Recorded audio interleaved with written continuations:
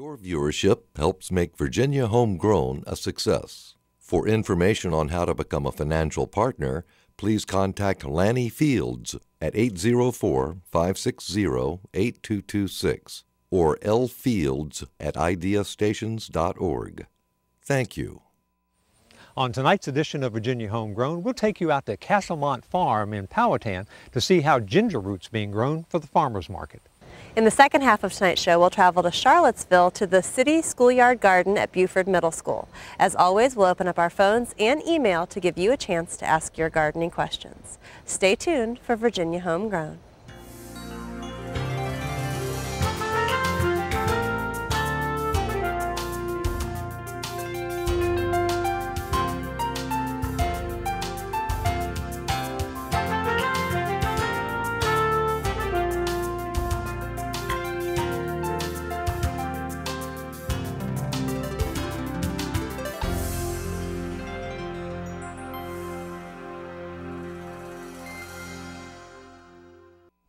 Good evening. You know, with the weather the last few days, who couldn't get excited about gardening? I'm Richard Nunley. And I'm Amy Williams, and this is Virginia Homegrown.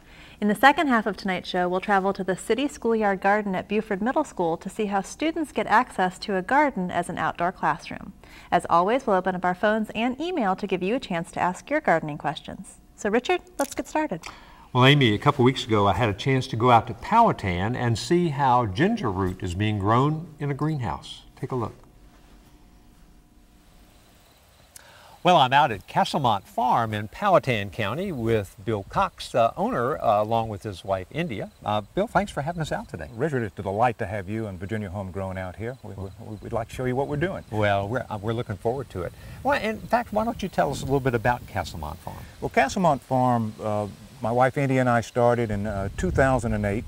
We took 6 acres of 120 acres. The farm lays on the banks of the Appomattox River. And we took the high ground and we decided we would grow organic vegetables and berries. And so we created kind of a specialty market where we grow 9 principal products. We start with asparagus. We move to shiitake mushrooms. We go to heirloom tomatoes. We grew 43 varieties of those this year. Blackberries, blueberries, raspberries. We are experimenting with figs, and then we turn to ginger. Well, you know, that's what brought us here, but what I want to know is what got you interested in ginger? Well, we were looking for a crop that fit our market. We needed one that, where we spent time working on it, was not occupied by tomato time or mushroom time. And so ginger is intensive in the fall when we didn't have much going on, and so we took Dr. Reza Rafi's program from Virginia State University, married that with Puna Organics out of Hawaii, and their local representative is Susan Anderson, who's down in Chapel Hill, North Carolina. Oh, okay.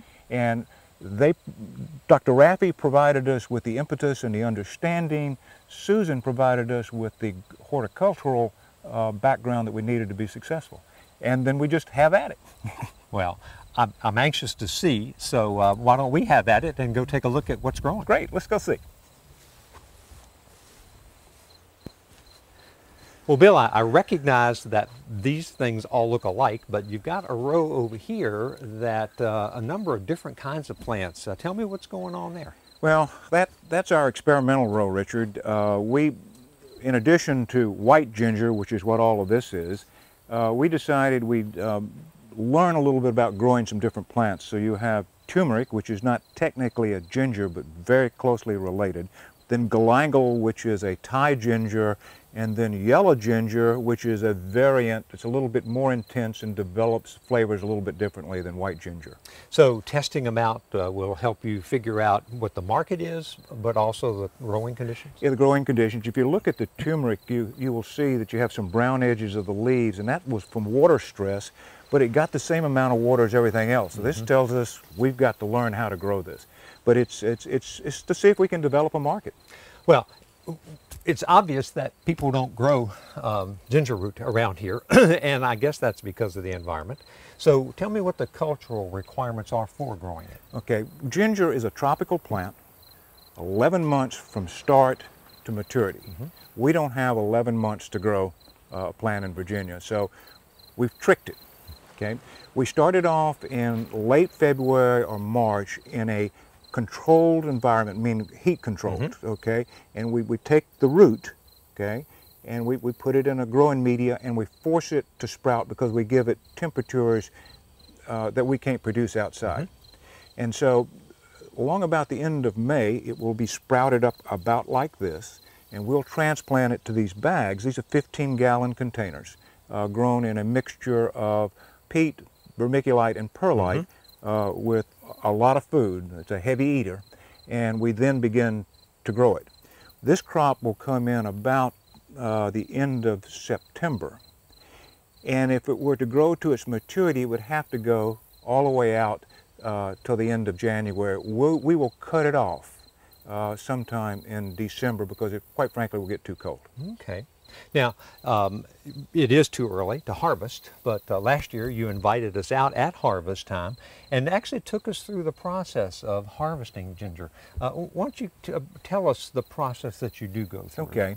Well, we take each one of these bags, and each one of these bags has 3 plants in it. The first thing we've got to do is we've got to remove our watering system. A watering system is a drip system for each bag. Okay. And then we take the bags out, peel the sides down, and separate the plants into the 3 plants. We then begin to shake the dirt, okay, the growing media, off of each plant. They'll still have the canes attached, and we'll lay each individual plant over. Many times you will then see the root piece that you planted, the mother piece, if you will, and we'll remove those and set those aside. Now that mother piece is no longer of any value. It's just worn out. Okay. It's always amazing that you take a 2-ounce piece and you'll end up with, 10 pounds of ginger. So it's a very productive little piece. A good comparison is you take a little piece of a white potato and can grow a bushel of potatoes. Exact same process. Same process. Well, now once you've cleaned it off, and you did a pretty thorough job, it looked like to me, of cleaning it off just with your hands, you took some up to the house and actually did a good thorough cleaning. Talk about that process. Well, the process in here is called shaking it out, okay? We're just getting the media off. Then we take it up to the house and we use a hose with modest amount of water pressure, not too much because you don't want to destroy the skin. And you begin to rinse it off and you begin to separate it into pieces, and the pieces are called hands, big, large, flat pieces, and you rinse all of that out, begin to separate them into sizes that make sense, and then we put them in a container and they're ready to go for market. But the transformation in color and the way it looks from kind of a soil-encrusted root here to what we see at the house is just miraculous. Well, and the other thing that you pointed out to me last year was that these are pink, and that's because they're baby ginger. We start off in September with the early part of the growing season. Baby ginger is non-fibrous. The flavors are a little smoother, not quite as sharp, and then the plant begins to progress. Then it begins to develop a little bit of fiber, and what you see in the store with that hard crust dry is what you would have if we allowed it to go all the way to the end of January. Oh, I see, okay. And so the root that we're selling either has no fibers or it has a modest amount of fibers, but in either case, all you have to do is brush the epidermis with a vegetable brush, and you can use it. There's no peeling required, and quite frankly, that's where all of the real value of the plant is in that outer epidermis. Okay. And so the nutritional piece.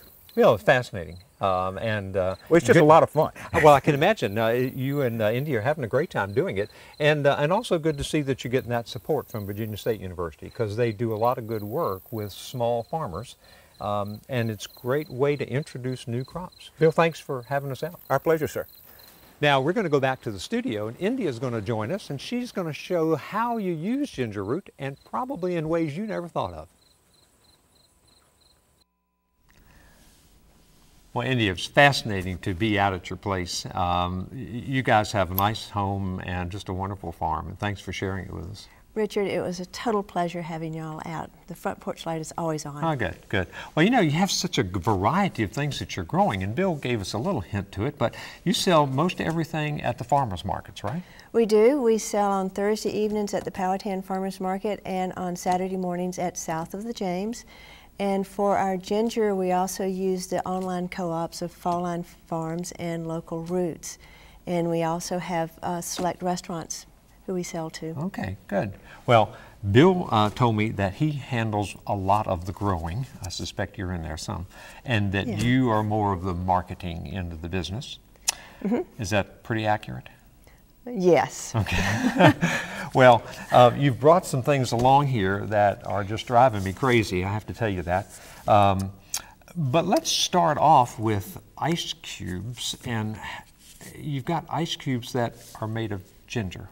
First of all, how do you do that? And secondly, why do you do that?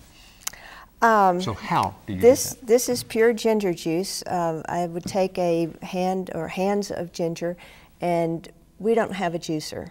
So put it in a food processor and grind it up really well, and then press it through a couple of layers of cheesecloth, and then put it in the ice trays and freeze it. Pop them out of the ice trays, put them in Ziplocs, and we have in this ice tray, it's 3 tablespoons of ginger juice. And per cube? Per cube. And we use it in cooking, which we did with the pork and the apples here. I use it every morning in hot water to make a ginger tea. And it has been wonderfully beneficial for the arthritis in my hands. I can weed with abandon now. Really? And if I don't get it in the morning, it's also really good in bourbon at night. Oh, is it? Okay, now. Yes. I'm first of all amazed that there's this much liquid in ginger. I mean, I see those little brown balls at the grocery store, and they look terribly dry to me. And you're terribly accurate. I've not tried it, but I do not think that you could achieve this same result with store-bought ginger. The ginger that we produce, it starts off as baby ginger, just very little fiber to it, and as it matures, it becomes more fibrous. But there's juice to it, and it's very pungent. Some folks find it a little overbearing, and so if you want to try this, and I would use a whole cube, but I would recommend that you take 2 or 3 cubes, let it defrost, and then ladle a teaspoon or a tablespoon into your hot water to find that mixture that suits you. Now, ginger ale helps with an upset stomach. Any of those characteristics here? Absolutely. It is wonderful for nausea. I have a friend's mother who is going through chemotherapy with dreadful nausea, and it has helped her. It's also good for inflammation, as I mentioned, with arthritis, and it is one of the superfoods because of these values. And there are also studies that are being done at University of Maryland and around the world, in Thailand and Saudi Arabia, that are looking at the possibilities of ginger helping with cancer, specifically breast cancer. How about that? Interesting. Well, let's go from the liquid to this candy. Tell me what this is. And can I entice you to try some? Well, no. Yes. Tell me. This is candied ginger, and it is fresh ginger that is boiled in a sugar solution until it is candied. And it's got a little kick to it. It does have a little kick to it. But the sweetness just settles that down. I find it charming. Oh, yeah. Yeah. It's big flavor. If you've ever had bland candy, this is not that. No. That is spicy. Well, now, as I look over here, tell me about ginger and pork tenderloin. Tucker Yoder at Clifton Inn taught us this trick with the pork loin. You skewer it with a stalk of the ginger. And now you we can see the stalk right here. The little green medallion, and it imparts just a wonderful ginger flavor. And it's best using this technique when it's a young ginger plant, because as it matures, it loses that ability to impart the flavor to the meat. But then took fresh local honey and ginger juice, and caramelize the top of the pork after it was cooked, and it is it's very tender, it's very juicy, and the flavors also on the pork is salt and pepper and some ground fennel. Okay. So you've got a wonderful combination there. Well, I know nothing about cooking, but I'm going to go out on a limb here. And would that be what you'd call a glaze that you're putting on there? Yes, sir. You know more than you think. Okay, very good. Yep. My wife was a caterer for some time. Now, apples. I love apples. And these, my goodness, when we took the foil off the top of this, what beautiful fragrance. Yes. Tell me what you've done with apples. Bought these apples last Saturday at from Drumheller's at south of the James, and it's a Stamen variety. We like pippin apples for cooking, but didn't have pippin, so we got the stamens, and they're cooked at 350, and as they just begin to get tender, then we take the ginger juice and a little bit of the honey and pour it over it, and then run it back in the oven. And if you want to have it either for dessert or for a brunch, say a Sunday brunch, all you do is add some cinnamon to the honey and ginger and mix that together, and it turns out to be a spectacular dish. Well, it smells great. I'm afraid to eat one right now, but it smells wonderful.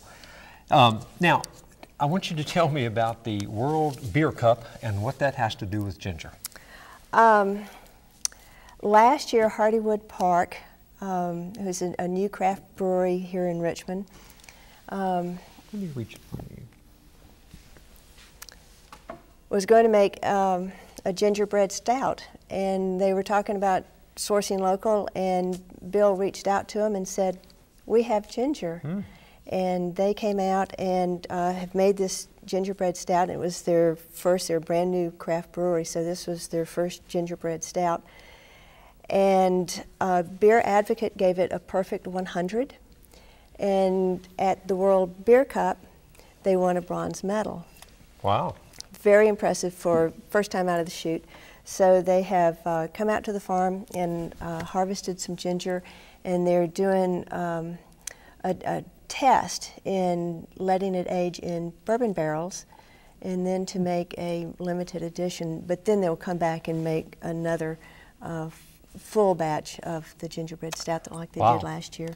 Well, again, an awful lot of uses of ginger that I certainly hadn't thought about. I noticed that this is also ginger and local honey. Local honey, yes. The honey is out of Louisa, if I remember correctly. But they are serious about sourcing local, and more restaurants also are wanting to source local, and that's really important because it's a whole different animal. And thank you, Bill, so much for having us out to Casselmonte. We're going to go and take your questions. In fact, you see the phone number and the email address on the screen there, and you can send us your questions and we'll go ahead and answer them live on the air. But while we get ready to go take those questions, here's a list of local extension offices that can help you with things like growing ginger and other crops.